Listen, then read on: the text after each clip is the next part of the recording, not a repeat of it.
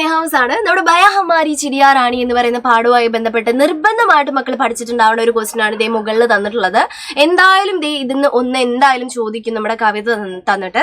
അപ്പൊ അർത്ഥം പഠിക്കേണ്ട ഒരു പരിപാടി മാത്രമേ ഉള്ളൂ. കവിതയിൽ നിന്നും ഈക്വൽ ആയിട്ടുള്ള നോക്കുക, സമാൻ അർത്ഥവാലി ശബ്ദ ലിഖിയെ എന്നാണ് തന്നിട്ടുള്ളത്.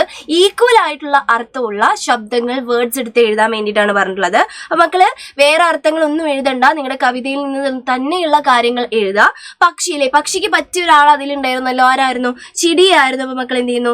ചിടിയ എന്നുള്ളത് എഴുതുന്നു. അതേപോലെ ജൽ എന്നുള്ളതിന് പറ്റിയ ഒരാൾ അവിടെ ഉണ്ടായിരുന്നല്ലോ, എന്താണ്? പാനിയാണ്. നിങ്ങൾക്ക് സിമ്പിൾ ആയിട്ട് അറിയുന്ന കാര്യമാണ്. പാനി എന്നുള്ളത് മക്കൾ എഴുതുന്നു. അതേപോലെ പങ്ക് മീൻസ് എന്താണ്? ചിറക് എന്നുള്ള അർത്ഥമാണ് അല്ലെ.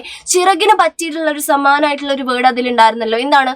പർ എന്ന് പറയുന്നിട്ടുള്ളതായിരുന്നു. അപ്പൊ മക്കൾ പർ എന്ന് എഴുതുന്നു. ഇനി ടഹനി വെച്ചാൽ എന്താണ്?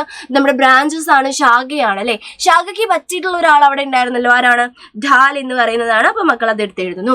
എന്തായാലും നിർബന്ധമായിട്ട് ഈ ഒരു ക്വസ്റ്റ്യൻ മക്കൾ പഠിച്ചിട്ടുണ്ടാവണം. കാരണം നമുക്ക് എക്സാമിന് ഷുവർ ആയിട്ടും വരാൻ ചാൻസ് ഉള്ള ഒരു ക്വസ്റ്റ്യൻ ആണ്. അപ്പൊ ഇത് നന്നായിട്ട് പഠിക്കാം. Bye bye.